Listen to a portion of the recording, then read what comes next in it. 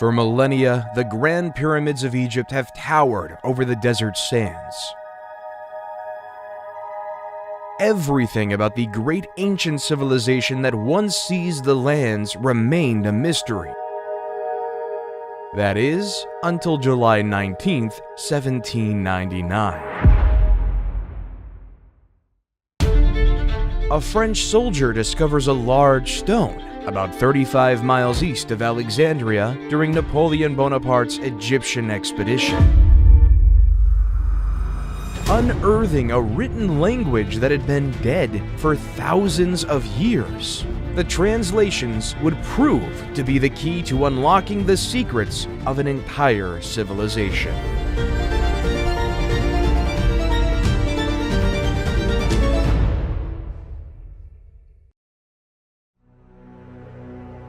Egypt is the gift of the Nile.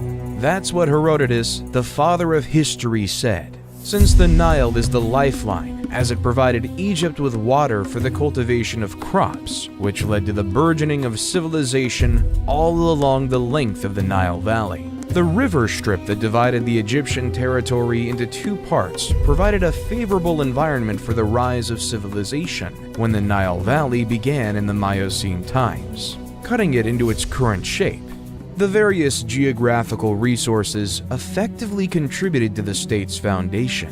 As a result of the annual floods that spread the fertile soil to the east and west over the centuries, mud deposits built up. When the water recedes and flows along its banks, the agricultural year begins, making Egypt one of the first agricultural communities that ever existed in human history.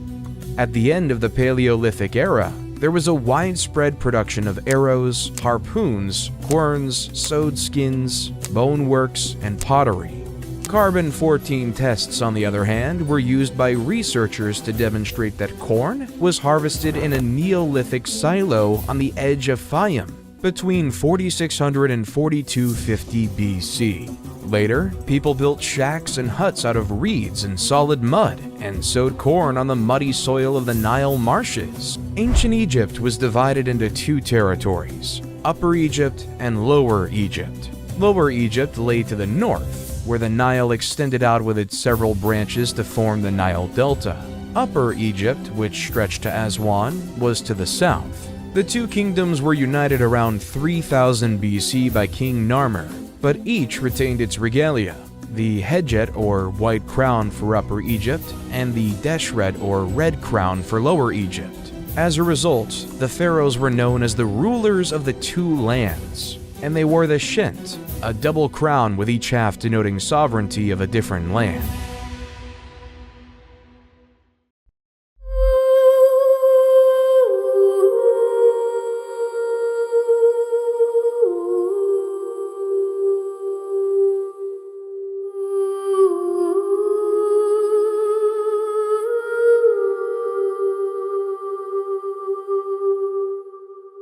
The pre-dynastic period in ancient Egypt is the period preceding documented history, encompassing around 6000 to 3150 BCE from the Paleolithic to the Neolithic age and on to the founding of the First Dynasty.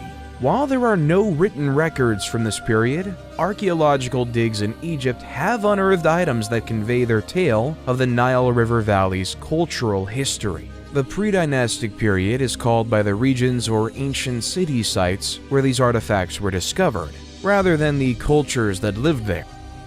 The Halfen culture thrived circa 30,000 BCE in the area between Egypt and Nubia, giving birth to the Cadon and Sibyllian cultures around 10,000 BCE, and the Hierophant culture. All of these cultures are hunter-gatherer societies that gradually grew more sedentary and settled into more permanent settlements based on agriculture. The Fayum Oasis is a natural basin located southeast of the Giza Plateau that gave home to the Fayum A civilization during 9000 to 6000 BCE. These people lived in the vicinity of a vast lake and made their living through agriculture, hunting, and fishing.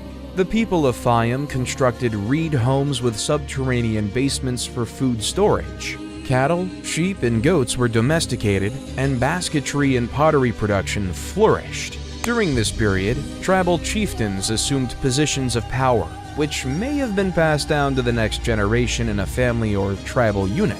Communities went from tiny tribes traveling together to large groupings of diverse tribes living in the same region all the time. The Fayum-A culture gave rise to the Merimde during 5000 to 4000 BCE, which was named from artifacts discovered at the location of that name on the western side of the Nile Delta. The majority of Egyptians were farmers, and agriculture was the basis of the dynastic Egypt economy, and farmers relied on the annual summer floods to grow their crops. We know that the first Egyptian farmers were hunter-gatherers. They planted crops such as wheat, lentils, barley, flax, and peas, in addition to herding animals. According to what was found on a location in the western side of the Nile Delta, the oldest levels of Merimdi Beni Salama that evolved between 8000 and 4000 BC, in addition to the Fayum Basin, both dating back to the Neolithic era.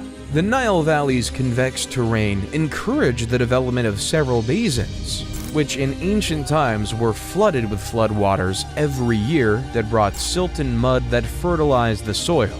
These basins, of which 130 have been found, served as the irrigation system's reservoirs in ancient Egypt. Granaries were made of clay jars or baskets that were buried up to their necks in the earth. The El Omari culture, about 4000 BCE, developed on these achievements by building circular homes of higher complexity with plastered mud walls. All of these cultures evolved and flourished in Lower Egypt, Northern Egypt closest to the Mediterranean Sea, whereas Upper Egypt civilization formed later. The inhabitants of the Badarian culture lived in movable tents, like their ancient forefathers, but preferred fixed homes. Following the Badarian period came the Amratian period, also known as Naqada I, which constructed more complex homes with windows and hearths, wattle and daub walls, and windbreaks around the main entryway. The practice of mummification began around 3500 BCE, where burial items were still left with the deceased. These developments were aided by the Girzian culture, also known as Naqada II, 3500 to 3200 BCE, which launched trading with other regions, inspiring changes in culture and art. The houses were built of sun-baked brick, and the more opulent ones included courtyards, an addition that would become commonplace in Egyptian homes later. The city of Abydos, located north of Naqada, became an important burial location, and huge tombs were built, forming a necropolis, a city of the dead. These tombs were originally made of mud bricks, but subsequently of huge, neatly hewn limestone. Eventually, the site would become the burial place for Egypt's rulers. Despite this, evidence reveals that individuals from all across the nation had their deceased buried at Abydos, and gave burial gifts to commemorate their memory. By this time, the cities of Zeus and Hierakonpolis were considered ancient, while Thinis, Naqada, and Nekhen were rapidly developing. The hieroglyphic alphabet, which was invented around 3400 to 3200 BCE, was used for maintaining records, although no entire sentences from this period have been discovered. At this time, the earliest Egyptian writing discovered so far originates from Abydos, and was discovered on pottery, clay seal imprints, and bone and ivory items. Complete sentences are not found in Egypt until the time of King Peribsen in the Second Dynasty 500 years later. This period led to the Naqada III period from 3200 to 3150 BCE. Following Naqada III, the early dynastic period and Egypt's recorded history began. With commerce, communities expanded and flourished, and the populations of both Lower and Upper Egypt increased. Small villages of brick dwellings and buildings evolved into bigger urban centers that soon clashed, most likely for trade products and water resources.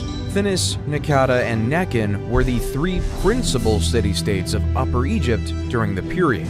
Thinis appears to have defeated Naqada before absorbing Nekhen.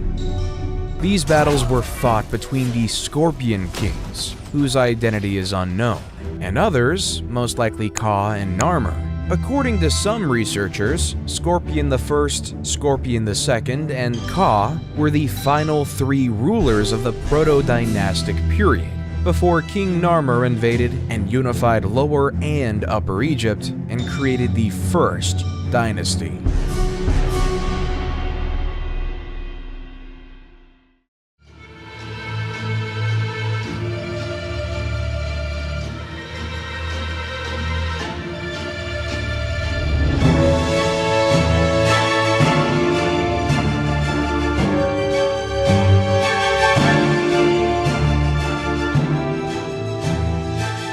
The early dynastic period in Egypt began in the years 3150 to 2613 BCE.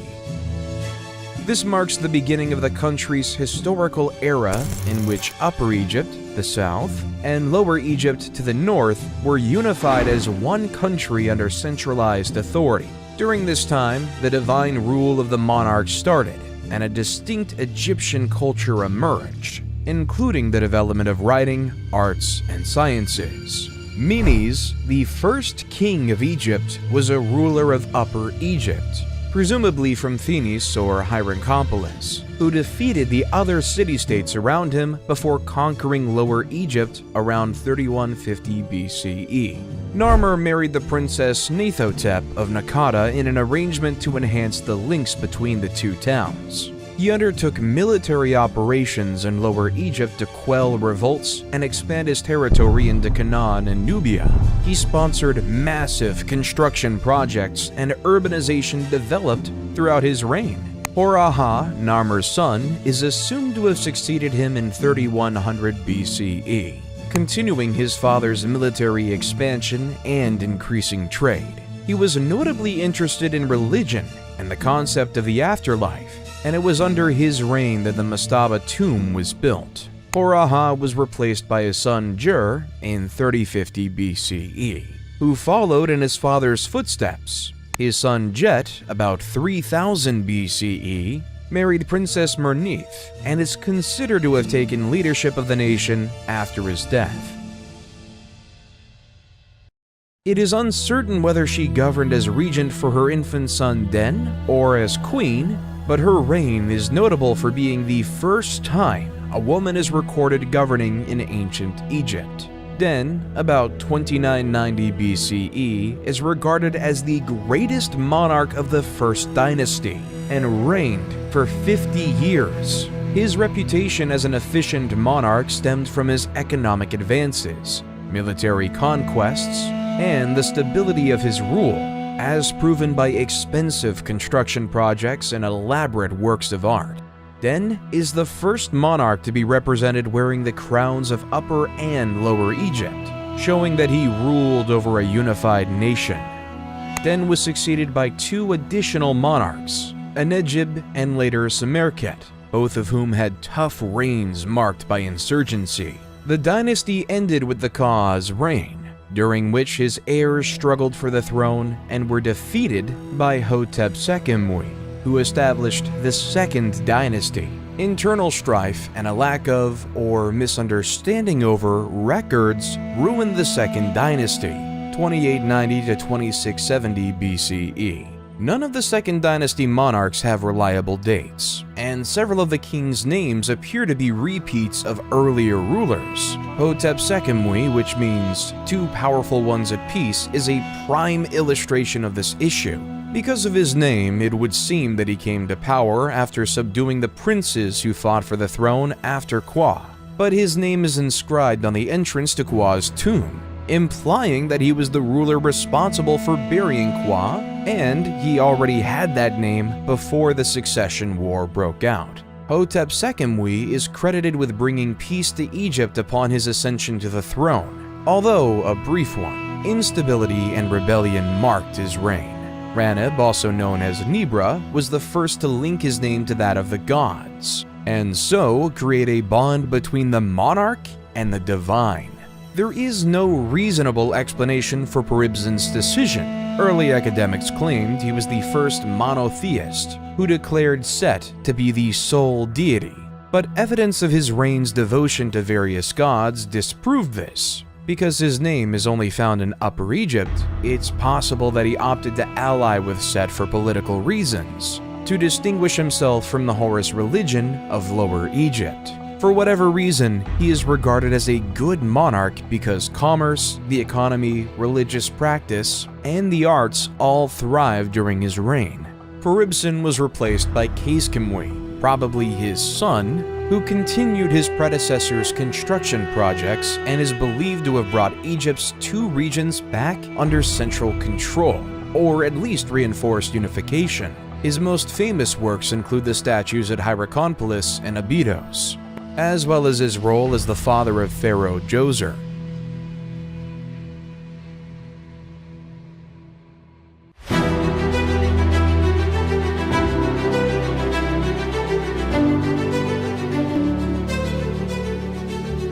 The Egyptian Third Dynasty starts with King Djoser, best known for his step pyramid at Saqqara. Manetho's timeline is hazy on who Sennacht was when he governed in the Third Dynasty and even his name. Sennacht's name is only known from the Abydos monarch list, the Turin Papyrus, and two reliefs discovered in the Mastaba tomb, number K2 at Beit Kalath. Djoser erected so many monuments that historians have long assumed his tenure extended at least 20 years. He started military campaigns to Sinai and kept Egyptian unity, resulting in the stability required for his construction projects and the growth of the arts. Djoser's step pyramid at Saqqara is Egypt's first recognized pyramid, which was designed by his architect and vizier, Imhotep. Imhotep was a vizier, sage, architect, astrologer, and chief minister under Djoser, the second pharaoh of Egypt's Third Dynasty, who was later deified and worshipped as the god of medicine in Egypt and Greece, where he was associated with the Greek deity of medicine, Asclepius. He is thought to have designed the step pyramid in Memphis's Saqqara necropolis. This pyramid, which has 6 steps, is the world's oldest surviving stone monument. An inscription carrying his name on a statue of Djoser uncovered near the Saqqara pyramid site attests to Imhotep's high status in Djoser's court. The inscription includes titles such as the leader of the sculptures and the chief of the seers. Historical documents depicting Egyptian society and medicine throughout the Old Kingdom demonstrate that the main magician of the pharaoh's court frequently functioned as the nation's chief physician. The step pyramid started as a basic mastaba monument with a flat top and sloping sides, similar to many previous dynasties' tombs. The architect, Imhotep, on the other hand, had bigger plans for his king's eternal dwelling. The step pyramid is a succession of mastabas piled on top of each other, each step slightly smaller than the one beneath, to create a pyramid shape. Earlier mastabas were made of clay bricks, but the step pyramid was made of stone slabs with carved motifs of trees and reeds on them. When finished, the step pyramid stood 62 meters tall, making it the tallest building of its period. To deter robbers and secure the king's corpse and burial goods, the real chambers of the tomb were dug beneath the foundation, as a maze of passageways with rooms off the hallways. However, this strategy did not work because the tomb was robbed of all of its valuables, including the king's corpse. In antiquity, only his foot was discovered in the tomb. Nonetheless, the step pyramid's design and building epitomize the genius and vision of the Third Dynasty builders, who would later raise the buried pyramid and the layer pyramid, among many other structures and sanctuaries. These early visionaries established the foundations for the later true pyramids of the Fourth Dynasty, which have mesmerized and captivated people for millennia.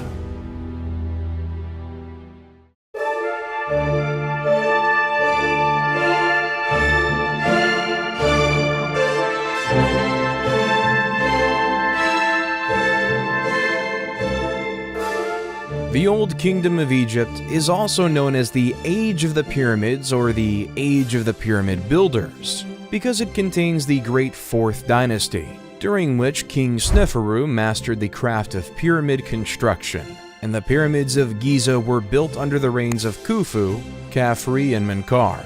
The historical documents of this time, the 4th to 6th dynasties of Egypt, are sparse, and historians consider the history of the era as literally written in stone, and mainly architectural in that academics have been able to build a history through the statues and their inscriptions. The pyramids themselves provide little information about their architects, but adjacent funerary shrines and stelae provide the king's names and other significant information. In addition, carvings in stone discovered elsewhere during the period document different events and the dates on which they happened. Lastly, the mausoleum of the 5th dynasty's last monarch, Unas, contained the first pyramid texts, detailed drawings and writings inside the tomb that cast light on the religious views of the period. During the Old Kingdom of Egypt, the elite standardized art and figures were produced uniformly to reflect the tastes of Memphis, the capital. Although other art forms such as painting and literature exhibit more skill in the Old Kingdom, statues from the late early dynastic and early Old Kingdom periods are very comparable. The Old Kingdom's most famous works of art are the Pyramids of Giza and the Great Sphinx of Giza, both of which remain today. Although smaller structures were crafted with the same precision and beauty, in reality, Egyptians placed great importance on Old Kingdom art and architecture in later ages. Although all levels of society may have shared the same religious systems, social inequality persisted even after death. The only significant impediment to reaching an afterlife was being buried outside of Egypt. Egyptians thought that, to be reborn, they needed to be buried in Egypt. If they died abroad, their relatives went to tremendous pains to bring their bodies back for burial, so those correct funerary rituals could be performed and they could be buried in their native land, allowing them to enter the afterlife.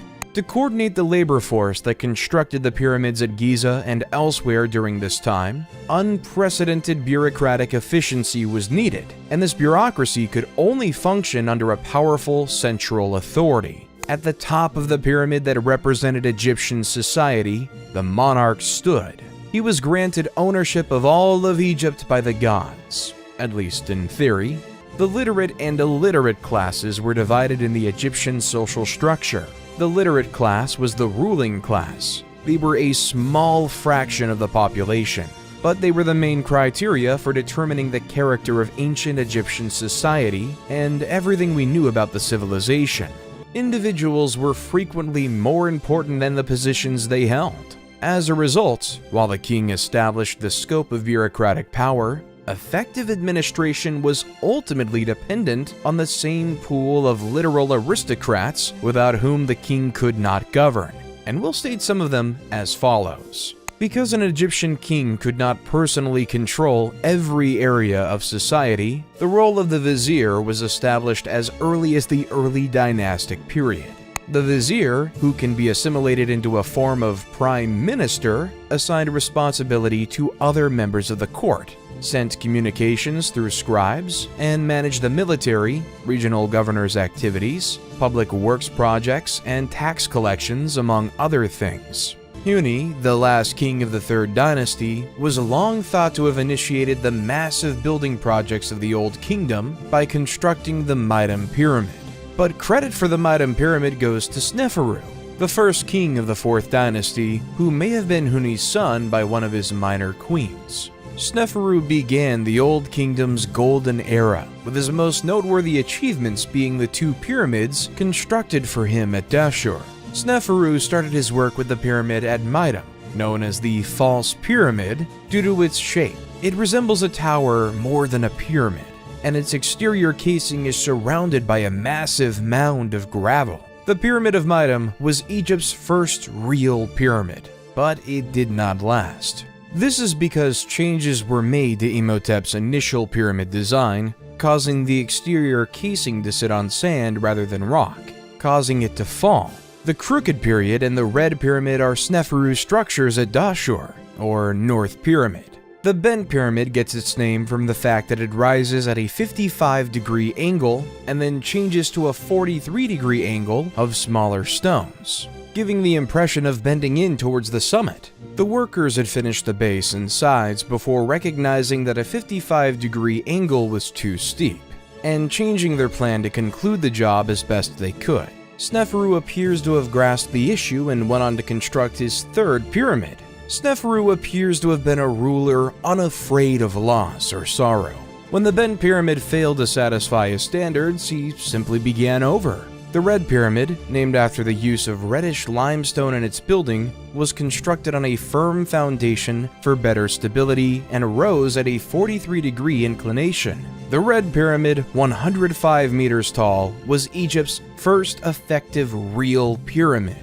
It was originally encased in white limestone, as were the other later pyramids, which crumbled away over time and were collected by locals for other construction projects. Following in the footsteps of Djoser's complex at Saqqara, Sneferu had mortuary temples and the other structures built around his pyramids, with priests overseeing day-to-day activities once the red pyramid was finished. All of this points to the stability of his rule, which he bequeathed to his son Khufu when he died. The ancient Greek authors referred to Khufu as Cheops, and he's best known for his Great Pyramid at Giza. In their works, the Greeks portrayed him as a tyrant who oppressed the people and compelled them to labor for him against their will. This perception may have been created by the tales contained in the Westcar Papyrus, a compilation of 4 stories written about the kings of the 4th dynasty and found by Henry Westcar in around 1824 CE. The papyrus contains 4 tales recounted by Khufu's sons, including one in which King Khufu summons a sorcerer who claims to be able to reconnect a decapitated head to a body. And some academics read his actions in requesting a demonstration as malicious or careless. During the reign of Khufu, Egypt became even wealthier as a result of his military battles against Nubia and Libya, as well as his lucrative trade deals with cities such as Byblos. He also invested in agricultural innovations to improve the livelihoods of his people. During his reign, the world's first documented dam was constructed in Wadi Jarawi, a mountain range west of modern Helwan. This dam improved water availability for farms and others in the town. The Great Pyramid of Giza is the final of the ancient 7 wonders of the world, and a distinguishing emblem of Egypt. It is situated on the Giza Plateau near the modern city of Cairo, and was constructed over 20 years during the rule of Khufu. Although many hypotheses exist regarding the pyramid's purpose, the most generally acknowledged idea is that it was built as a tomb for the king. However, how it was constructed remains a mystery to this day. Historians continue to dispute the idea of ramps going around the outside of the building to move the blocks into position.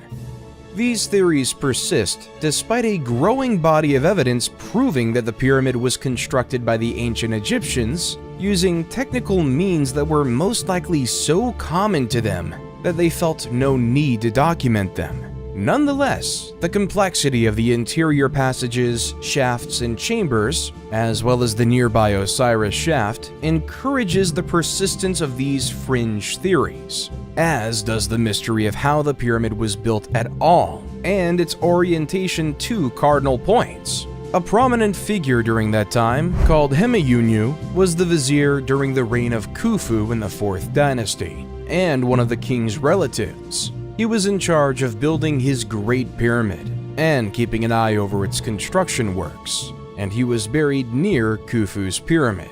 The construction work of the pyramid was done by expert and unskilled laborers employed by the state for the job. These employees either offered to pay off a debt, performed community service, or were paid for their time. The annual inundation of the Nile River was important for Egyptian survival because it distributed rich soil from the riverbank all across the shore's farmlands. However, it also made farming those lands impossible during the flood. During these times, the government supplied work for farms by constructing large monuments. These were the individuals who performed the real physical labor of moving stones, elevating obelisks, constructing temples, and constructing the pyramids that continue to amaze and motivate people today.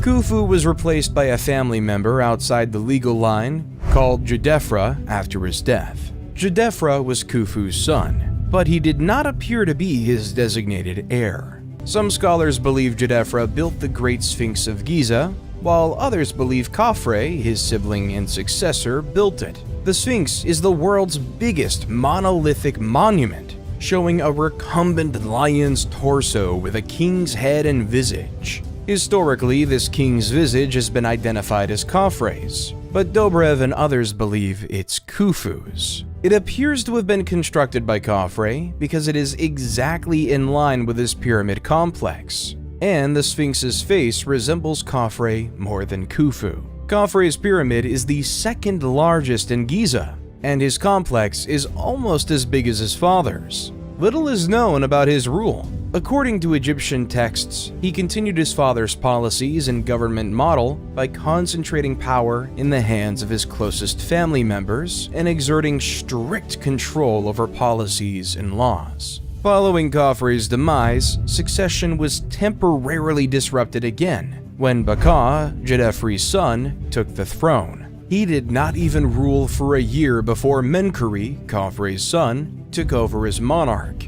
Both the Greeks and the Egyptian writings praise Menkaure. Menkaure, like his father and grandpa before him, started construction on his Giza pyramid and shrine complex. Menkaure's pyramid and complex are smaller than the other two, which represent a significant development in the history of the Old Kingdom, and one of the causes of its collapse. The resources required to construct the Great Pyramid were no longer accessible during Menkaure's period, but he did his best to establish an everlasting residence on par with his father's and grandfather's. Quenra, Menkaure's son and designated successor, perished while this pyramid was being constructed, upsetting the dynastic succession, and Menkaure died before the pyramid complex was finished. Despite reigning for 30 years, he was unable to finish the work of his predecessors, which many historians attribute to the dwindling resources at his disposal.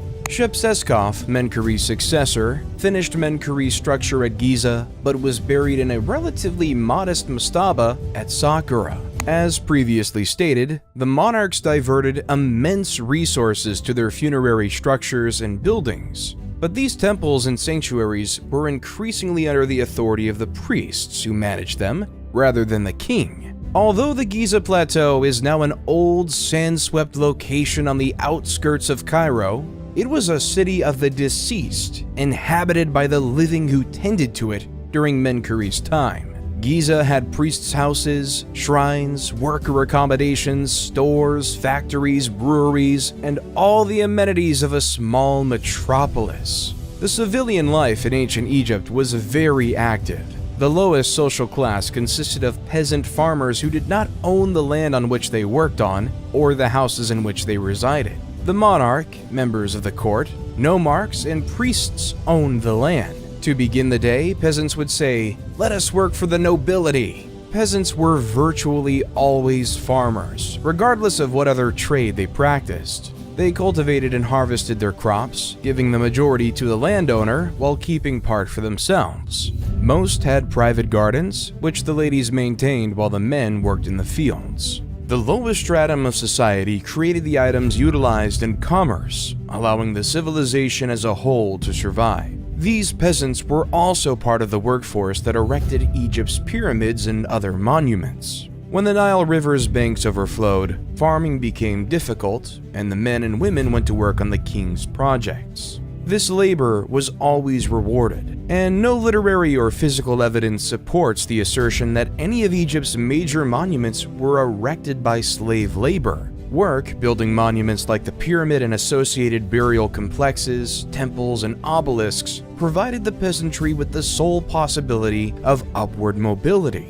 Skilled painters and engravers in particular were in high demand in Egypt. and were paid more than unskilled laborers who merely hauled the stones for the construction from one location to another. Peasant farmers might also raise their status by learning a craft and producing the vases, bowls, plates, and other ceramics that people need. Skilled carpenters could make a fortune by making tables, desks, chairs, beds, and storage chests, while painters were needed to decorate upper-class dwellings, castles, tombs, and monuments. Brewers were likewise held in high regard, and breweries were occasionally controlled by women.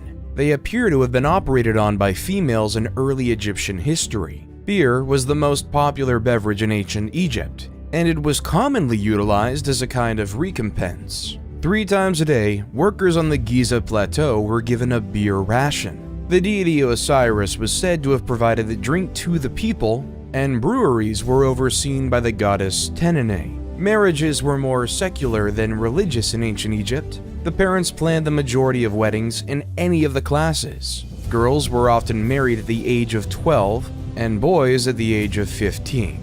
Royal offspring were frequently promised to foreign monarchs as babies to seal treaties. The ancient Egyptians' lives were not all labor. They found plenty of time to have fun by participating in sports, board games, and other activities. Hockey, handball, archery, swimming, tug-of-war, gymnastics, rowing, and a sport known as water jousting, which was a sea battle played in small boats on the Nile River in which a jouster tried to knock the other out of his boat, while the second team member maneuvered the craft, were all ancient Egyptian sports. The festivals of ancient Egypt were individually distinct in their own right, depending on the nature of the occasion, but they all had one thing in common: drinking and feasting. The Egyptian diet consisted mostly of grains, wheat, and vegetables. The meat was incredibly expensive, and only royalty could afford it. The 4th dynasty ended with Shepsekhof's brief reign, and the 5th started with much less hope.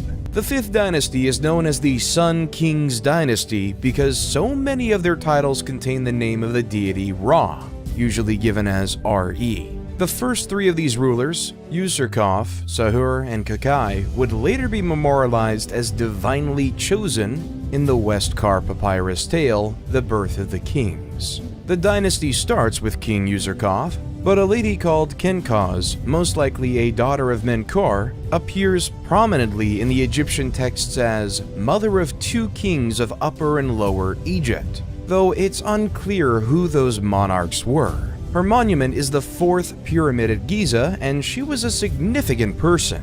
Not much is known about her. Userkaf is best renowned for his work on the Temple of the Sun and Abusir. This structure represents a significant divergence from the position of the monarch at the beginning of the 4th dynasty, and the beginning of the end of Giza as the king's necropolis. The sun deity Ra was now venerated directly by the people through the priesthood, and the king's position as the god's primary representative was reduced. Userkaf's son Sahur replaced him and constructed his funerary complex at Abusir near the Temple of the Sun. Sahur was a capable monarch who led the first Egyptian expedition to Punt and arranged significant trade treaties with other countries. Punt, on the other hand, was one of his biggest accomplishments, as it became an important source of many of Egypt's most valuable resources, and in time was regarded as a legendary country of the gods. Sahur constructed his own temple to the sun in Abusir and was the first to use palmiform columns in the building, which would later become the norm for columns throughout Egypt. Sahur's war exploits and cautious resource management enriched the nation, as demonstrated by the intricate work done on his mortuary complex and the inscriptions discovered. His son, Neferirker Kakai, succeeded him. Inscriptions suggest he was a good king and well-regarded, but little is known of his tenure except that the priesthood got even more dominant during his control. His son, Neferifre, succeeded him but perished young, possibly around the age of 20. He was followed by King Shepsekhar. Nusir-Ini succeeds him, and the priests of Ra acquire even more authority during his rule. The bureaucracy of the temples and mortuary buildings grew as well. putting a burden on royal coffers, which paid for sanctuary care and maintenance. Menkaure replaced him, but little is known about his rule other than the fact that he was the last monarch to construct a temple to the sun. Djedkeraisi replaced him in the late 25th to mid-24th century BC. The roots of Djedkeraisi are unclear. He's not regarded as Menkaure's son, but he may be connected. To keep the economy stable, he reforms the administration and the clergy extensively during his rule. Djedkeraisi refused the customary practice of erecting a shrine to the sun deity and decreased the number of clerics required to maintain funerary structures. He also arranged the Second Punt Expedition, which enriched Egypt and reinforced relations with Punt. The most important element of Djedkeraisi's reign, however, was the decentralization of the government in Memphis, which gave local authorities more authority. Djedkeraisi was replaced by his son Unas, the reign of whom is little documented. Unas was the first Egyptian king to have the interior of his tomb decorated and inscribed with what became known as the Pyramid Texts. These inscriptions depict the king in communion with Ra and Osiris. The position of the king was already considerably reduced when the 6th dynasty started. Local officials and bureaucrats built more elaborate tombs than nobles during the rule of the first monarch, Teti. Teti was killed by his bodyguards according to the 3rd century BCE historian Manetho, an act that would have been inconceivable earlier. He was replaced by Userkure, who may have been involved in the assassination plan. His reign was brief, and he was followed by Merir-Pepi I, during whom the nomarchs gained authority. By the end of the Old Kingdom, the political power had fragmented and the system was decentralized. The restoration of central power was a lengthy process that lasted well into the 12th dynasty. Because of the breakdown of central power, political authority passed into the hands of the nomarchs, who took complete control. This pattern persisted during the reigns of Merenre-Nemtumsaf I and Neferkare-Pepi II, who ascended to the kingdom as a child and perished as an old man, signifying an incredible rule of nearly a century. During Pepi II's lengthy rule, the Old Kingdom gradually crumbled. The increasing influence of provincial nomarchs and the clergy eroded the central government's and king's authority. Pepi II was followed by Merenre-Nemtumsaf II, with a very short reign, and the dynasty ended with Neterkar, who is identified by some scholars and Egyptologists as the Queen Nitocris from Herodotus's account of an Egyptian queen who avenges her brother's murder by drowning his killers at a banquet. Pepi II had outlived any heirs to the throne and appears to have been a pretty ineffective monarch in his final years. When drought caused famine in the country, there was no effective central authority to react to it. The Old Kingdom terminated with the 6th dynasty because no powerful ruler ascended to the throne to guide the people. Local authorities focused on their areas and lacked the means and motivation to assist the rest of the nation. As the 6th dynasty died out, Egypt gradually descended into the first intermediate period.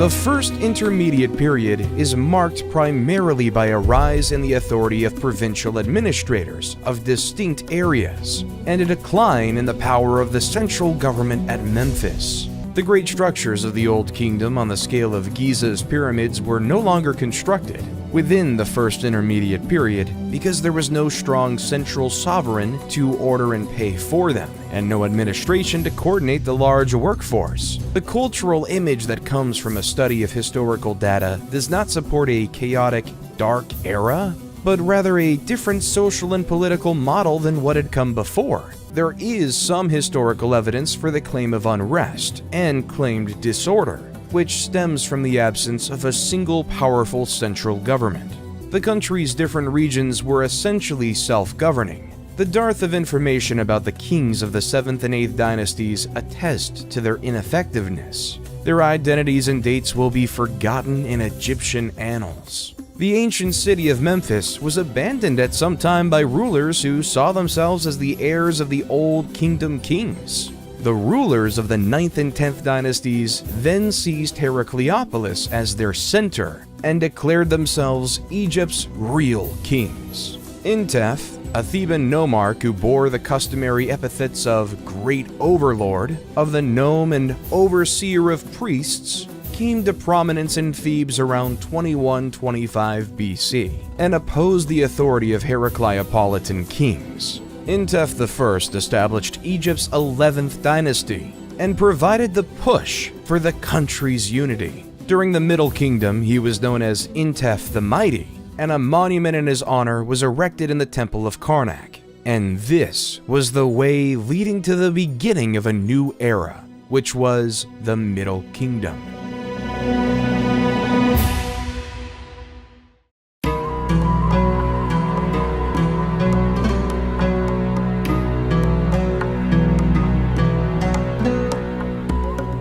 Although Mentuhotep II was known as the Second Menes, who united Egypt and ushered in the Middle Kingdom period, the road to that unity was laid out by Intef I and his successors. Mentuhotep I, approximately 2115 BCE, followed Intef I's path and conquered the neighboring nomes for Thebes, considerably increasing the city's stature and strength. His initiatives were carried on by his predecessors. Mentuhotep II used these early victories to ultimately beat Heracleopolis and then punish those nomes who had stayed faithful to the old kings while rewarding those who had honored Thebes. Mentuhotep II devoted his time after the process of unity to the ruling, military accomplishments, and construction projects. Mentuhotep's successor, Mentuhotep III, reigned during 2010 to 1998 BCE, maintained and expanded his programs. He dispatched an army to Punt and strengthened the northern delta's borders. Mentuhotep IV replaced him. His entire 7-year rule is silent, but he most likely continued his predecessor's policies effectively because the nation is thriving when Amenemhat replaces him as monarch.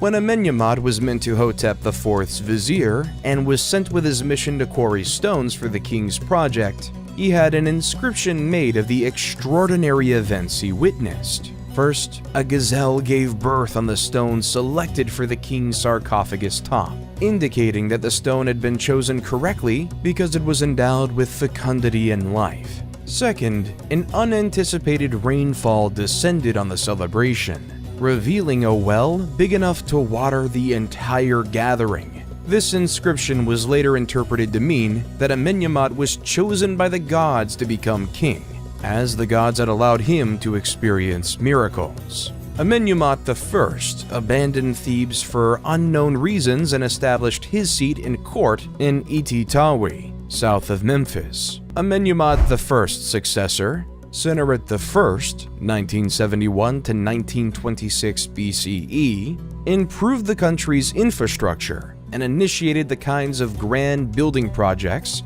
that had characterized the Old Kingdom and represented the king's power, including a temple to Amun at Karnak, which sparked the construction of the Great Temple complex there. Amenemhat I had followed in the footsteps of Intef II and Mentuhotep II by restricting the authority of local nomarchs and priests, and giving power only to those most trusted in the family. Sennacherib I continued the same strategy. The administration of the 12th dynasty was so effective that, unlike the Old Kingdom, it kept wealth centralized with the monarch while allowing for the development and prosperity of individual regions, without allowing them to become too strong. The king governed all of Egypt, but specific officers were rewarded for their devotion. The Egyptians developed various advanced ways of irrigation systems, and to keep track of the water levels, they built nilometers to gauge the height of the flood and to determine the taxes levels supposed to be paid. Canals were dug to provide water to different areas when Sennaret II decided to turn the Fayum area into an agricultural center. He developed a specific irrigation system with a dike that transported water from Lake Moeris, which resulted in crop prosperity in the area. He was also behind the construction of the White Chapel, a building important to historians and academics because it contains a record of all the nomes of the period. Sennaret I was followed by Amenemhat II, 1929 to 1895 BCE, who may have governed alongside him. The practice of co-regency was unique to the Middle Kingdom, in which a younger man, the monarch's selected heir, usually a son, would govern alongside the king to learn the position and guarantee a seamless transfer of power. Scholars disagree on whether this practice was truly followed, though there is no question that it was followed by Amenemhat II and his successor Sennaret II, 1897 to 1878 BCE. Double dates for two rulers on official cartouches indicate co-regency. Amenemhat II's reign is little known, but Sennaret II is noted for his excellent ties with the regional nomarchs and improved prosperity of the nation. It's worth noting that during Sennaret II's rule, local officials thrived just as they had at the end of the Old Kingdom, but this did not cause the kingdom the difficulties that it had previously. Sennaret II was followed by Sennaret III, 1878 to 1860 BCE, the most potent monarch of the period, whose reign was so prosperous that he was deified during his lifetime. His rule is characterized by military advancement into Nubia, as well as a rise in Egypt's riches and influence. Sennaret III exemplified the Egyptian cultural value of military ability, and quick action was the pinnacle of the warrior king.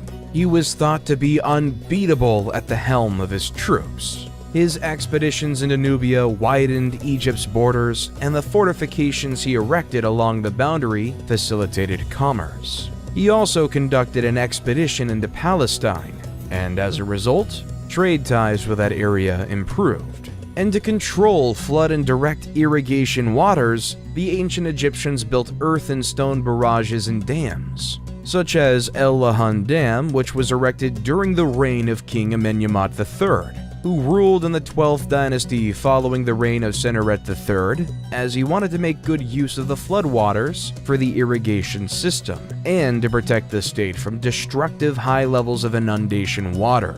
Early November, before the water had entirely left the basins, was the time when preparations for planting season began. Before fields were prepared for planting, irrigation facilities were repaired or cleared, and property lines were reevaluated. And since ancient Egyptians were known to document every detail of their daily life, we have seen the process of growing and harvesting the grain depicted in great detail in various tombs paintings. Various crops were planted widely, which made food types plentiful in Egypt, such as emmer wheat, which was used to make bread and beer, grapes for wine, palm dates, doom palms, figs, sycamore, and papyrus, whose stems were used to make paper-like scrolls for writing, and also was a great material to make sails, cords, and even mats. Various tools were used by the farmers during the planting process, such as a very interesting one called shadaf.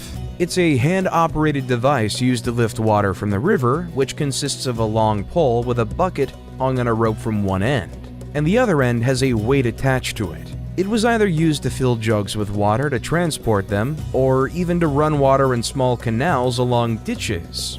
However, it's normal when people wonder how such a civilization in ancient times managed to erect huge buildings and move colossal statues without having the technology we have in the current modern world. Some scenes from tombs of high officials have proof of how the whole process of moving huge statues was done. Jehudi Necht was a nomarch of the 12th dynasty. He used to govern the 15th nome of Upper Egypt. He has a very interesting scene in his tomb of the transportation of a roughly 6.8 meter high monument of him by 172 people using ropes and a slide.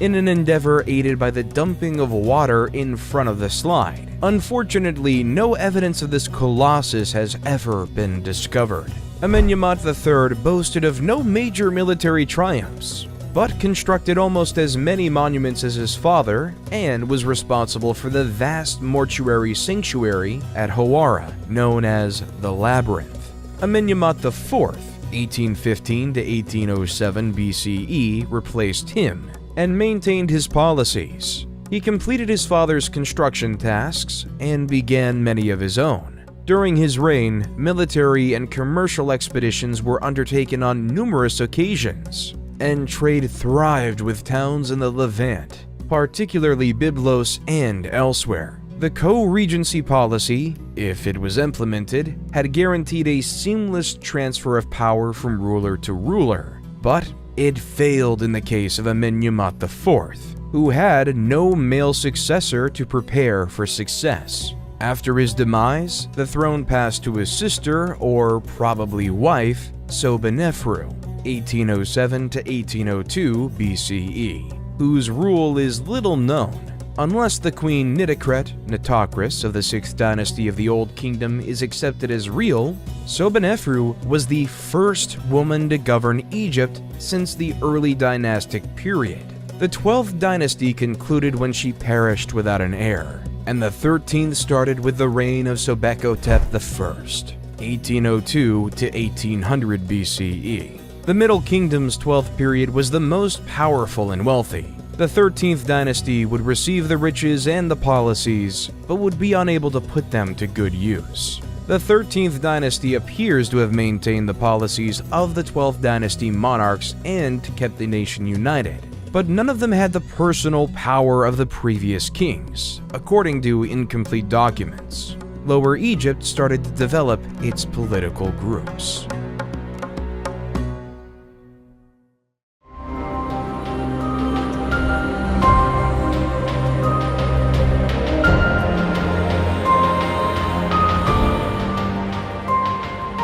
This era starts when the Egyptian rulers of the 13th dynasty relocate the capital from Tawai to Thebes, the former capital of the late 11th dynasty in Upper Egypt, thereby weakening their grip on the north. Amenemhat I, 1991 to 1962 BCE, established the tiny settlement of Hutwaret in the far north at the start of the 12th dynasty, which developed into a commercial hub with easy access to the sea and road paths to Sinai and the area of Palestine. During the 13th dynasty, effective trade and immigration brought an increase of Semitic people to Avaris, who ultimately grew wealthy and powerful enough to wield governmental power in the nation. These individuals were known to the Egyptians as Hekakosset or Hyksos. The name of the Hyksos remains unclear. Many hypotheses have been proposed, including the possibility that they were refugees escaping the Aryan invasion of Asia. The Nordic invasion hypothesis has been debunked, as has this assertion. The Egyptians refer to them as Asians, but this was a word used for anyone beyond the country's eastern boundary, from the Levant to Mesopotamia. During the late 13th dynasty, the Egyptian monarchs ceased supplying the border fortifications located in Nubia, and no additional soldiers were stationed there. The troops, who were already stationed at the forts, were never returned to Egypt, and the former garrisons became their permanent residence. These troops served as commerce intermediaries between the Egyptian city of Thebes and the Kingdom of Kush. As the 13th dynasty neglected matters to the south, just as they were doing to the north, the Kingdom of Kush developed into a centralized power, with its capital at Kerma. Some of the ancient Egyptian fortifications along the border were destroyed at some time, presumably during an assault, though this is unclear. What is evident is that as Egyptian government in Thebes disregarded Kush's influence in the south, Kush's power increased, and the boundary became more flexible. The troops who had been left behind no longer saw it as their duty to protect against invasions, and had grown more acclimated to the role of traders than military men by this point. The monarchs documented for the latter portion of the 13th and 16th dynasties are non-Egyptians, or at the very least, do not have Egyptian names and are considered Hyksos rulers. Their timeline is muddled, and some names are only known from ceremonial items, while others are only known from pieces of kings' lists, making dating problematic. The Hyksos achieved economic dominance of the eastern delta and then pushed north, negotiating treaties and forging contracts with various nomarchs, governors, of other districts in Lower Egypt, until they had conquered a sizable amount of territory and could exert political authority.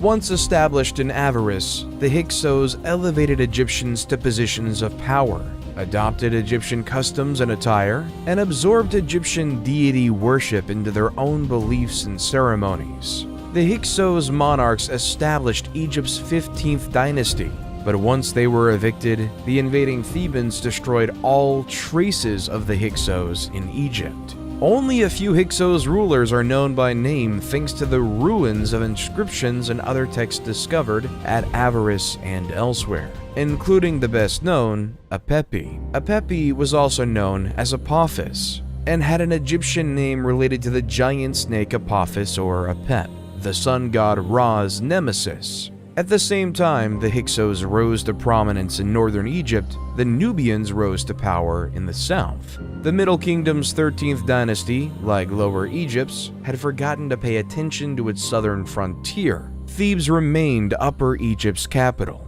but instead of dominating the entire nation, it was wedged between the Hyksos in the north and the Nubians in the south. According to Manetho, Apepi of the Hyksos wrote to the Theban king, Seqenenrunta, 1580 BCE, "Do away with the hippopotamus pool to the east of the city, for it prevents me from sleeping day and night." The message was most likely about the Theban practice of hippopotamus hunting, which would have been insulting to the Hyksos, who worshipped Set and included the hippo in their religious observances. Tao, rather than complying with the request, saw it as a challenge to his autonomy and marched on Avaris. His mummy indicates that he was slain in battle, and this, together with the events that follow, reveals that the Thebans were vanquished in this fight. Tao's son Chamos took up the cause, lamenting bitterly in an inscription about having to pay the Asiatics taxes and dealing with outsiders to the north and south of him and his kingdom. He launched a huge attack on the Hyksos, destroying Avaris according to the narrative. Chamos reports that his attack was so fast and scary that it rendered the Hyksos women barren, and that he destroyed the city to the ground following the carnage. This tale appears to be exaggerated, as the Hyksos retained control of Lower Egypt 3 years after Chamos' invasion, and Avaris remained the Hyksos' stronghold. Chamos was succeeded by his brother Ahmose, who, according to the inscriptions, drove the Hyksos out of Egypt and destroyed their metropolis of Avaris. These events are described in the tomb inscriptions of another man, Ahmose son of Abana, a soldier who fought under King Ahmose, who describes the devastation of Avaris and the retreat of the remaining Hyksos to Sharawin in the Palestine region. Ahmose then besieged this city for 6 years until the Hyksos fled again, this time to Syria, although what happened to them after that is unknown. Ahmose I not only established the 18th dynasty, but also began the new Kingdom of Egypt, the age of the Egyptian Empire. The Hyksos were responsible for the formation of a professional Egyptian army of conquest, since Ahmose I, and those who followed him, sought to ensure that no foreign nation ever gained such dominance in their land again. The triumph that would become the new kingdom, a period of unprecedented prosperity and success in Egypt, is the legacy of the Second Intermediate Period. The 18th dynasty of Egypt, established by Ahmose I, would build some of the most renowned and memorable monuments since the Old Kingdom's pyramids, and expand Egypt's borders into a kingdom.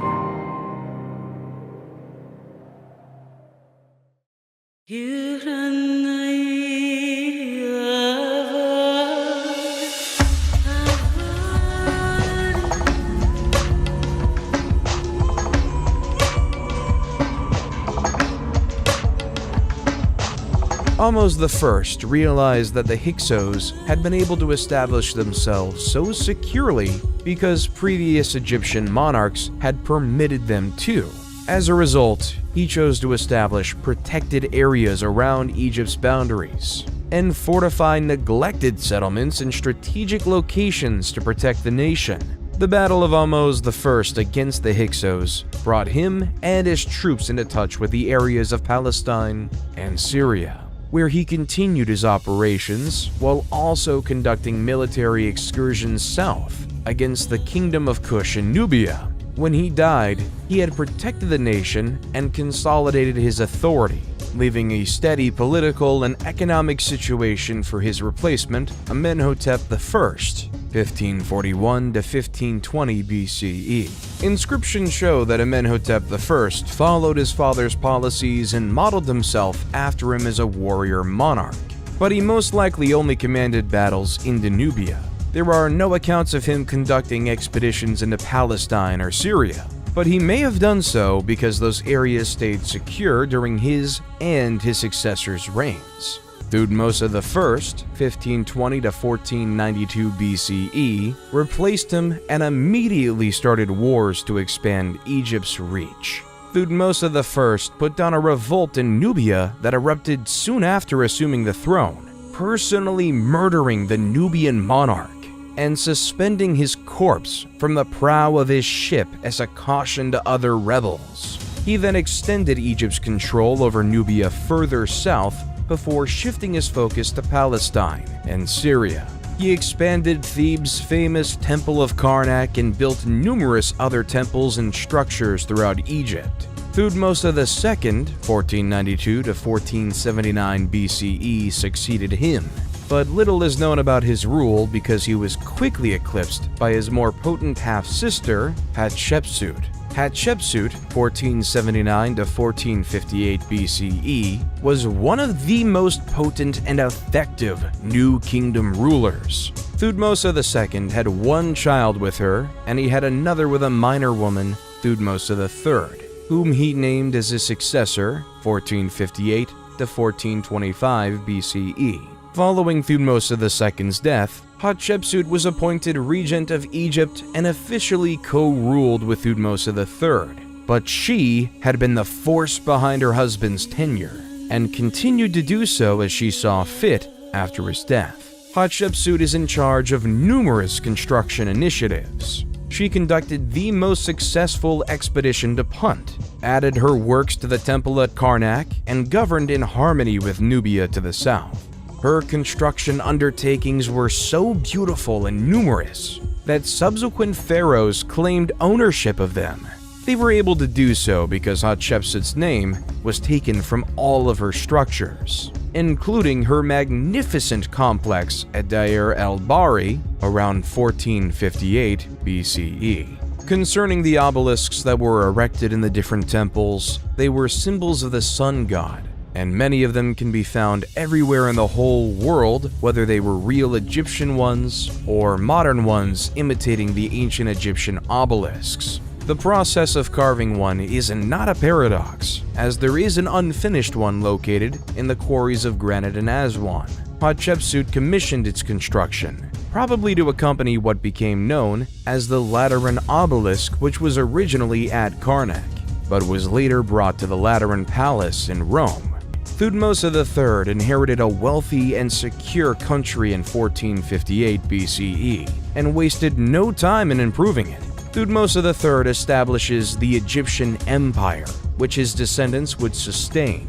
He defeated the neighboring countries and expanded Egypt's dominion further than it had ever been before, using the war chariot acquired from the Hyksos, bronze weaponry, and better strategies. Over 20 years, he led at least 17 separate military campaigns, subduing kingdoms from Libya to Syria and extending Egypt's authority in the south, from the region around Buin down to Kyrgyz. When Hatshepsut died, Thutmose III ascended to power. Believing him to be weak and inexperienced, the king of the Syrian city of Kadesh instigated a revolt in the Egyptian province of Canaan, which swiftly gathered support from other places aiming to dethrone Egypt.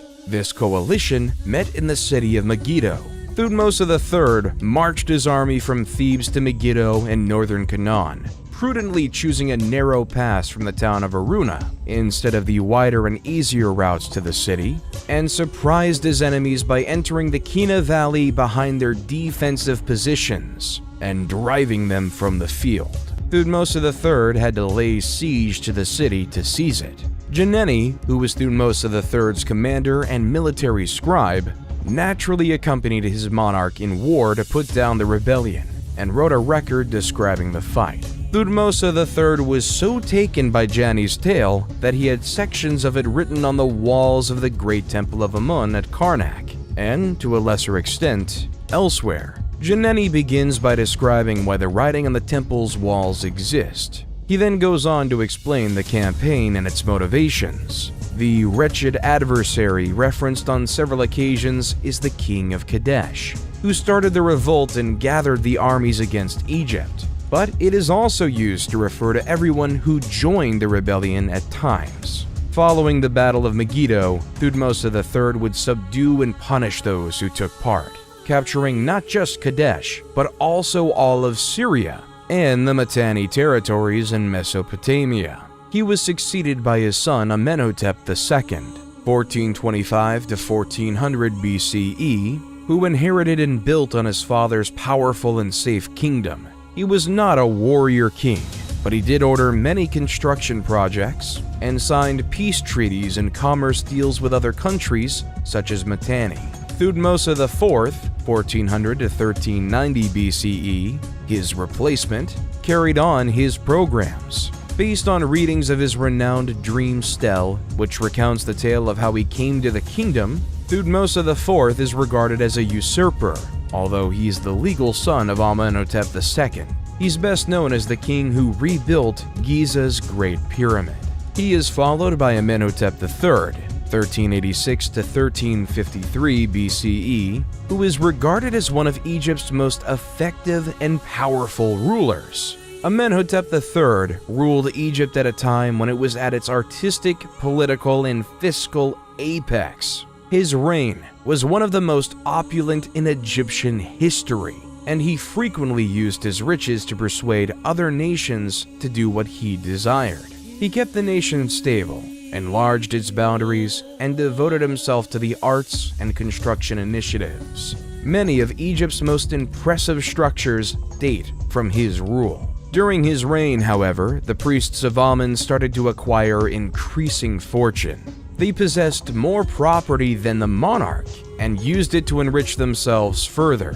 Amenhotep III attempted to contain their increasing influence by allying himself with Aten, a minor deity symbolized by a sun disk. He appears to have believed that the authority of the pharaoh behind the worship of Aten would elevate the status of those priests over those of Amun. His scheme failed, but it did elevate the deity Aten, who would play an important role in the rule of Amenhotep's son and successor. Amenhotep IV, also known as Akhenaten, was an Egyptian pharaoh renowned for establishing monotheism and banishing the ancient gods. His rule became known as the Amarna period because the Egyptian capital was relocated from Thebes to modern-day Amarna. He ascended to the kingdom as Amenhotep IV, but changed his name to Akhenaten in the 4th or 5th year of his rule, dissolved the old religion, particularly the worship of Amun, and raised the deity Aten to the position of the one true god. Only the cult of Aten was recognized as a valid religious organization. All other sanctuaries were shuttered, and their veneration was prohibited. He built a shrine to Aten at Karnak's great Temple of Amun, which he also shuttered. His wife was the famous Nefertiti, best known for the magnificent bust created by the sculptor Thutmose. Upon Akhenaten's death, he was succeeded by his young son, Tutankhaten, 1336 to 1327 BCE, who quickly changed his name to Tutankhamun, who took to the throne at just 9 years old. The young leader relocated the capital to Memphis, restored Thebes as a religious center, which also held political significance, reopened the temples, and restored Egypt's ancient religion. although he instituted significant changes that helped secure the nation. He's best known for his magnificent tomb, which Howard Carter found in 1922.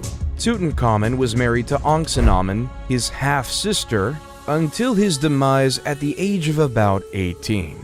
Ankhsenamun may then have married the vizier A, possibly 1324 to 1320 BCE, who some experts believe replaced Tutankhamun, or she may have attempted to reign on her own.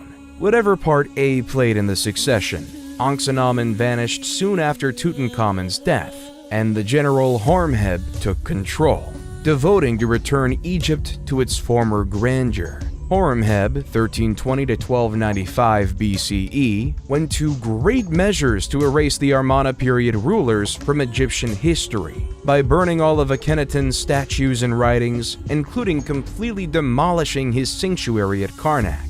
Horemheb defended traditional Egyptian religion and customs.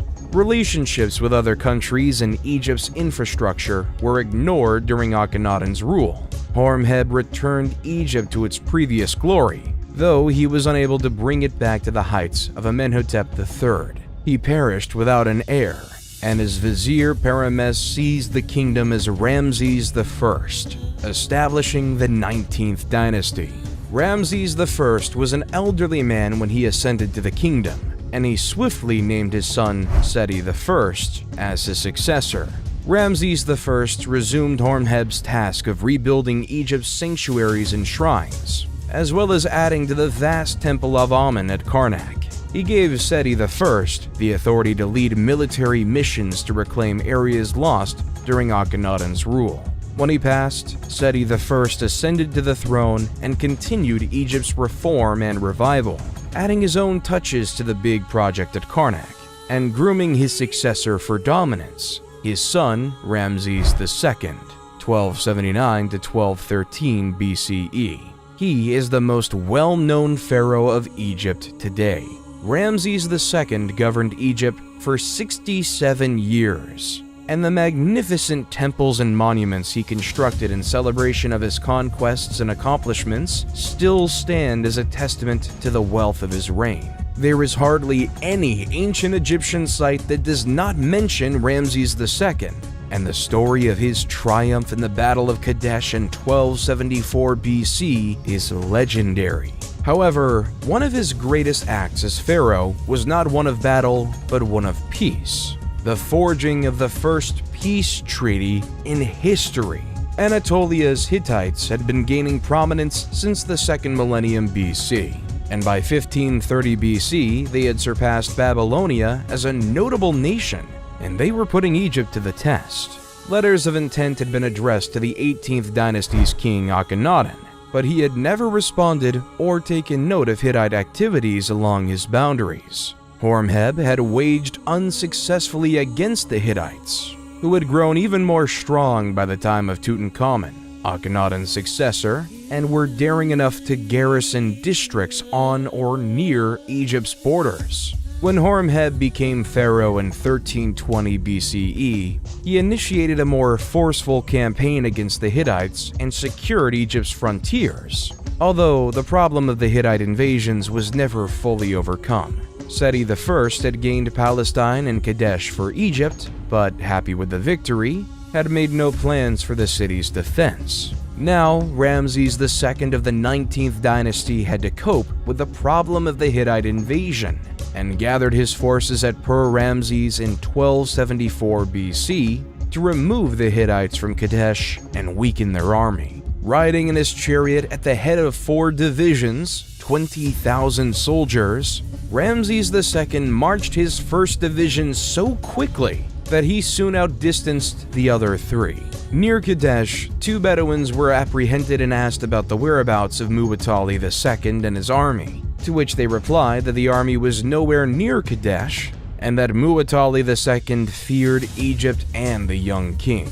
The Bedouins, however, were Hittite spies, and Muwatalli II had already fortified Kadesh, with his chariots, 3,500 of them, and troops, 37,000 men, waiting just over the next hill. According to some combat accounts, Ramses II caught several more spies who told the awful reality about his condition, but the information arrived too late. Ramses II had separated himself from the rest of his army in his haste to seize Kadesh and vanquish the Hittite ruler.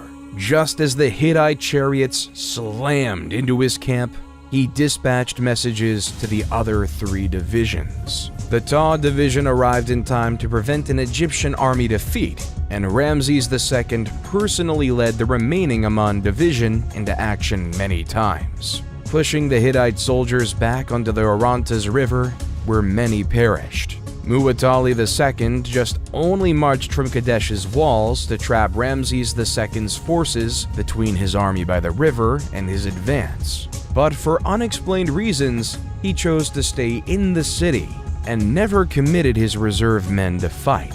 Ramses II declared a great triumph at Kadesh and had a scribe record his narrative of the wonderful fight. Muwatalli II's version differed significantly, most notably in claiming Kadesh as a Hittite victory. While Ramses II did not capture the city, he did break the Hittite army on the field. And while Muwatalli II kept possession of Kadesh, he did not destroy the Egyptians as he had intended. Meren-Ptah was Ramses II's 12th son, and not his designated successor. He only became pharaoh because all of his siblings had perished during their father's lengthy rule. Meren-Ptah soon adopted his father's image of a warrior monarch, defeating the Libyans in combat and repelling an attack on the Sea Peoples. His description of his exploits include the well-known Meren-Ptah stele, which contains the first reference to the Israelites as a tribe. Going forth to the 20th dynasty, Ramses III was the new kingdom's last powerful king. After Horemheb restored the ancient faith, the priests of Ammon's authority grew steadily, drawing income and influence away from the monarchy. Throughout the Ramessid era of the 20th dynasty, the condition deteriorated. The concept of having a war was existing as the threat of the people was remarkably increasing, which forced Ramses III to declare war over them. The nationality of the Sea Peoples is unknown because the only records of their activities are from Egyptian sources that only describe them in the terms of battle, such as the record from the Tanis stele, which reads in part, "They came from the sea in their warships, and none could stand against them." This is characteristic of Egyptian allusions to these enigmatic invaders. Ramses II, his son and successor Meren-Ptah, and Ramses III are the 3 great pharaohs who chronicle their struggles and triumphs against the Sea Peoples.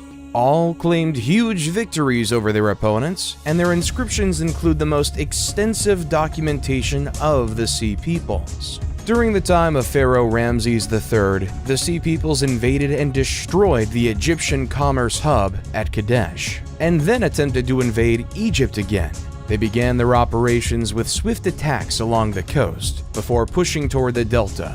In 1180 BC, Ramses III subdued them, but they returned in force. Ramses III would have been aware of his predecessors' fights with these people and how violent they were. He decided against a field engagement and instead employed guerrilla tactics as a plan.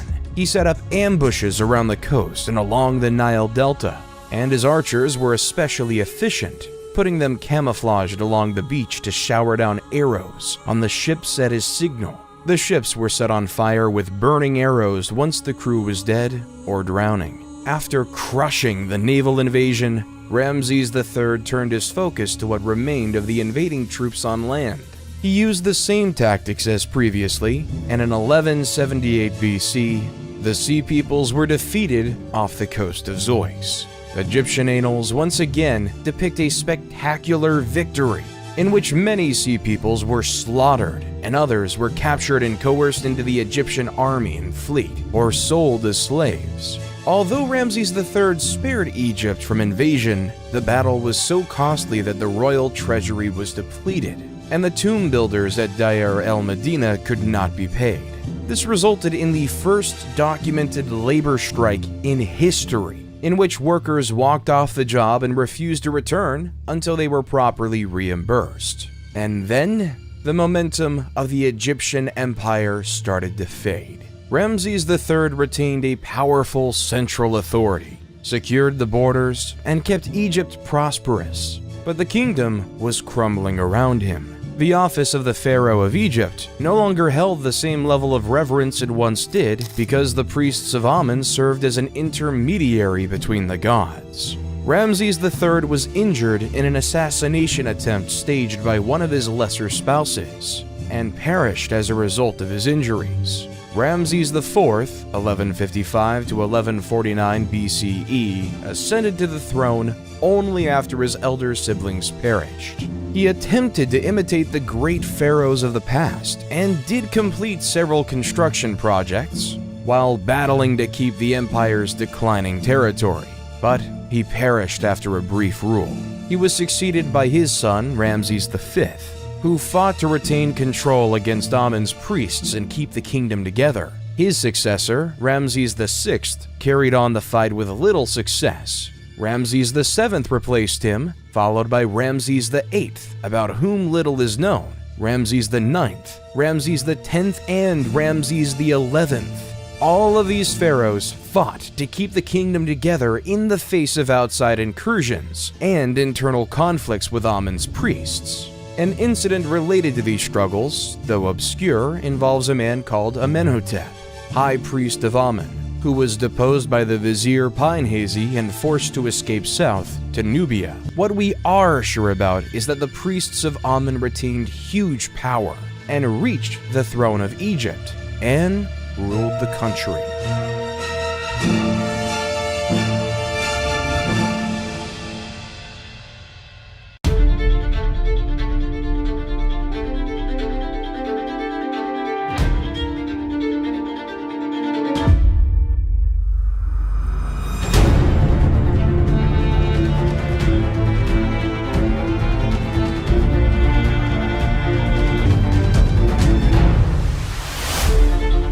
Smendes, 1077 to 1051 BCE, a ruler of Lower Egypt who governed from Tanis, interred Ramses XI. Following the Egyptian custom, a monarch was buried by his successor, and Smendes asserted his legal right to govern by relocating the capital from Per-Ramses to Tanis. However, by this time, the priests of Thebes had grown strong enough to assert their authority to rule, and the nation was divided between Tanis's control over Lower Egypt and Thebes's rule over Upper Egypt. Contrary to popular belief, this split did not end in civil conflict or internal strife. Smendes was strong enough to be noticed, but he only controlled Lower Egypt, and not much of it. He governed around the same period of Thebes' high priest Herihor, who reigned from around 1080 to 1074 BCE. Herihor was a general of the troops, as were all Amun's high priests, but he had little impact outside of Thebes. This would be the dominant model for the majority of the Third Intermediate Era. Individual nomarchs were strengthened at the cost of either part of the central government, as in the First Intermediate Period, and both Tanis and Thebes failed to exercise any major influence over the nation as a whole. The 22nd dynasty, which governed publicly under Libyan titles, was also Libyan. Shoshenq I, 943 to 922 BCE, established it after unifying Egypt and embarking on war operations reminiscent of Egypt's empire days. Shoshenq I reformed Tanis's administration and Thebes's clergy. The clergy would no longer be a hereditary post, but rather one of nomination by the monarch, as would be the choice of God's wife of Amun. His military operations revitalized Egypt's economy, and the nation started to approach the Egypt of the New Kingdom during his reign. Osirkin II ascended to the throne in 872 BCE and kept the nation together, but after his rule, Egypt split into distinct kingdoms governing from Heracleopolis, Tanis, Sais, Memphis, and Hermopolis in Lower Egypt, and Thebes in Upper Egypt. To the south, the Kushite ruler Kashta, 750 BCE, saw Egypt's vulnerability and moved to exploit it. Kashta adored Egyptian culture and had Egyptianized his capital city of Napata, and thus his entire territory. He had strong trade connections with Thebes and was well versed in the procedure of appointing priests and other high officials. By 747 to 721 BCE, his son strengthened Nubian dominance of Upper Egypt, and when the kings of Lower Egypt protested, he commanded a large army against them. Pi conquered Lower Egypt, capturing and subjugating all of the main towns before marching back to Napata. Egypt was now legally under his rule, but he allowed the Lower Egyptian kings to regroup and re-establish their power. These buffer zones diminished during the Third Intermediate Period, and Egypt lost its prior strength. But there were still countries on its boundary, such as Judah and Israel, that served the same purpose. The subjugation of those areas by Shoshenq I pushed Egypt's boundary up against the Assyrians, with no buffer in between. Moving forth to the 26th dynasty, Psammetichus I was a powerful ruler who instilled in his people the grandeur of Egypt's past by restoring it through massive projects, renovations, restorations, and military feats. His son Necho II, 610 to 595 BCE, continued his father's legacy by conducting military battles, ordering construction projects, and expanding the military. The Egyptians were never great seafarers, and Necho II recognized this by establishing a fleet of Greek mercenaries, which proved quite successful. Necho II is regularly portrayed as a great warrior and military commander who strengthened the nation he had inherited. During the reign of Amasis II, he was successful in reforming government spending while also stimulating the economy and directing war operations. Egypt came together behind his leadership and thrived once more, with a thriving economy, secure boundaries, and prosperous commerce. Building projects, temples, and other works of art were finished, and Egypt's reputation regained some of its lost lusters. He was replaced by his son Psammetichus III, 526 BCE, who was a young and inexperienced king who was ill-prepared for the difficulties he faced. Cambyses II, the Persian monarch, had sent to Amasis asking for one of his daughters as a bride. But Amasis, not wanting to obey but also trying to prevent confrontation, sent Apries' daughter instead, who was his predecessor. This former Egyptian princess was profoundly offended by Amasis' choice, particularly since it had long been Egyptian policy not to transfer noble women to foreign monarchs as wives. When she arrived at Cambyses II's palace, she disclosed her true identity, and Cambyses II vowed to revenge Amasis' slander by sending him a fake bride.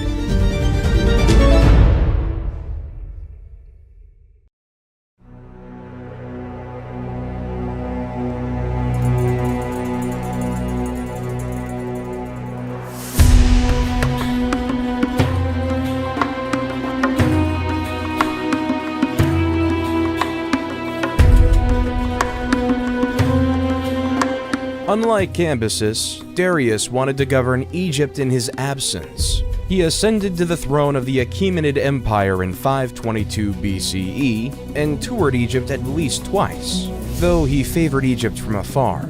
Nonetheless, he adored the culture and directed funds towards the reconstruction of destroyed temples and the dedication of new ones. In keeping with the Persian practice of religious tolerance, Darius praised the Egyptian gods with presents and statues. He is widely viewed as having a gentler hand with Egypt than Cambyses. For the second Persian conquest of Greece in 480 BCE, his son Xerxes I, 486 to 465 BCE, relied on all the resources of the Achaemenid Empire, including Egypt. When the Persians were defeated at Salamis in 480 BCE and Plataea in 479 BCE, Xerxes abandoned foreign affairs in favor of construction projects and different relationships with court ladies. Artaxerxes I, 465 to 424 BCE, succeeded him and battled for 6 years to put down the first significant Egyptian rebellion, led by Inaros II, the Libyan royal son of Psamtik V. encouraged and assisted by Athens in 460 to 454 BCE. While it is true that the Persians ruled Egypt during the 27th and 31st dynasties, Egyptian culture was kept alive, and the 30th dynasty of Egyptian rulers gave Egypt back a brief time of its former glory before the Persians invaded their land again. This era comprises the 27th to 31st dynasties of Egypt. Egyptian resistance to Persian control, on the other hand, is visible throughout the area, and Egypt thrived under Persian rule because the Persian Shahs respected the culture. Amyrtaeus of the 28th dynasty, Nectanebo I and Nectanebo II all governed the nation, commanded troops, and participated in construction projects in the manner of the great pharaohs of the past. Whoever was behind the revolts against Persian authority, Egypt's second conquest did not last long. Philip II of Macedon, 359 to 336 BCE, defeated the Greek city-states and incorporated them into Macedonian authority. When he was murdered in 336 BCE, he was preparing a grand expedition to subjugate Persia. He already had all of the means he would require for the conquest, which he entrusted to his son, Alexander. The pharaohs of the 30th dynasty upheld Egyptians' kingship's honor and left their impressive structures in the footsteps of those who came before them. So, while the late period may be considered the end of Egyptian sovereignty, it should not be considered the end of Egyptian civilization.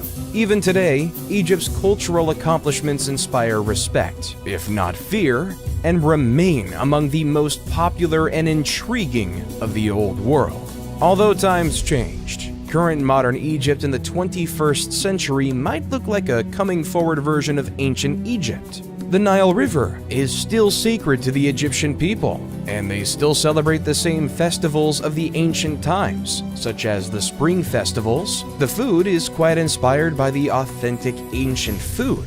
The traditions are still there, and even the last development form of the ancient language called the Coptic is still spoken in Egypt in churches' prayers and the middle of their Arabic dialect. The modern people are proud of the legacy. It was seen in the parades that were done in Cairo for the transportation of the mummies to the civilization's museum, and the reopening of the Alley of the Sphinxes in Luxor. They're building new cities, digging their way to improve commerce with the highways dug in the middle of the mountains, passing through the deserts. They're almost opening the biggest museum in the whole world. Excavations unearth every day new discoveries which might lead soon to a discovery similar to that of the tomb of Tutankhamun in 1922. And this land will always remain an attractive mystery, dazzling and enchanting people from all over the world with its magic and history.